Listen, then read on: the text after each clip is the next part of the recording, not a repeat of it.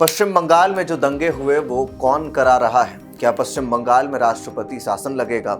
ऐसा इसलिए क्योंकि पश्चिम बंगाल के मुर्शिदाबाद में 3 लोगों की अब तक मौत हो चुकी है और 18 पुलिसकर्मी घायल बताए जा रहे हैं। वक्फ कानून के खिलाफ हुई हिंसा से तनाव चरम पर पहुंच चुका है। इस समय केंद्रीय बल की 8 टीमें बंगाल में तैनात कर दी गई हैं। कलकत्ता हाई कोर्ट ने भी अब नाराजगी जाहिर की है और सीएम ममता बनर्जी का आरोप है कि राजनीति से प्रेरित होकर कुछ लोग दंगा भड़काने की कोशिश कर रहे हैं। दूसरी तरफ बीजेपी का कहना है कि बंगाल में अब तक कोई सुरक्षित नहीं है और राष्ट्रपति शासन लगा देना चाहिए। पश्चिम बंगाल के मुर्शिदाबाद जिले में वक्फ कानून के खिलाफ हिंसक विरोध प्रदर्शन के बाद हालात काफी तनावपूर्ण बने हुए हैं। शमशेरगंज पुलिस थाने के अंतर्गत आने वाले जाफराबाद में एक पिता और पुत्र की उनके घर के अंदर कथित तौर पर हत्या कर दी गई। गोली लगने से घायल एक युवक ने शनिवार को दम तोड़ दिया। हिंसा पर काबू पाने के लिए बीएसएफ की 8 कंपनियां वहां पर अब तैनात कर दी गई हैं। इतना ही नहीं, हिंसा वाले इलाके में इंटरनेट बंद कर दिया गया है। डीजीपी राजीव कुमार खुद हालात का जायजा लेने मुर्शिदाबाद पहुंचे। रात भर केंद्रीय बलों के साथ वरिष्ठ पुलिस अधिकारी हिंसा प्रभावित इलाके में गश्त करते रहे। मुर्शिदाबाद में बेकाबू हिंसा के बाद गृह मंत्रालय भी अब हरकत में आ चुका है। केंद्रीय गृह सचिव ने वीडियो कॉन्फ्रेंसिंग के जरिए बैठक कर राज्य के मुख्य सचिव और डीजीपी को जरूरी निर्देश दिए हैं।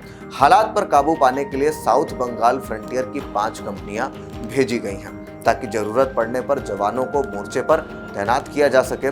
डीजीपी राजीव कुमार ने सख्त लहजे में कहा कि जो भी कानून हाथ में लेगा उससे सख्ती से निपटा जाएगा।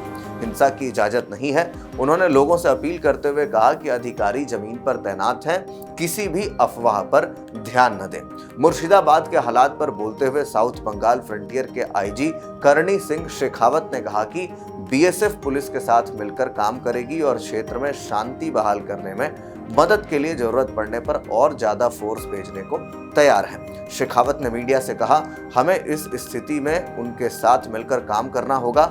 इस पर चर्चा भी हुई है और हमने पुलिस की मदद के लिए अपनी 5 कंपनियां भेजी हैं। हम यहाँ पुलिस की मदद करने आए हैं, स्वतंत्र कार्रवाई के लिए नहीं। हम राज्य पुलिस की मांग के अनुसार काम करेंगे। हमें उम्मीद है कि यहाँ जल्द ही शांति बहाल हो जाएगी। अगर पुलिस को और कंपनियों की जरूरत होगी तो मुहैया करवाई जाएगी। बीएसएफ हर स्थिति के लिए तैयार है। कलकत्ता हाईकोर्ट ने केंद्रीय बलों की तैनाती का आदेश दिया। कोर्ट ने कहा कि जब लोगों की सुरक्षा खतरे में है तो कोर्ट मूक दर्शक बनकर तकनीकी बचाव में उलझे नहीं रह सकते। राज्यपाल सीवी आनंद बोस ने शनिवार रात मुर्शिदाबाद जिले के हिंसा प्रभावित इलाकों में केंद्रीय बलों की तैनाती के कलकत्ता हाईकोर्ट के निर्देश का स्वागत किया। तो ऐसे में आपको बता दें कि किस तरीके से बंगाल में जुमे की नमाज के बाद कुछ लोग जो हैं मुस्लिम समाज के वो प्रदर्शन कर रहे थे। वक्फ को लेकर के बैरिकेडिंग लगाई गई थी। बैरिकेडिंग के इस ओर प्रशासन का जत्था जो है वो तैनात था और दूसरी ओर प्रदर्शनकारी मौजूद थे। तभी कथित तौर पर जो अब तक बातें सामने आई हैं उसमें प्रदर्शनकारियों ने पत्थर बरसाने शुरू कर दिए।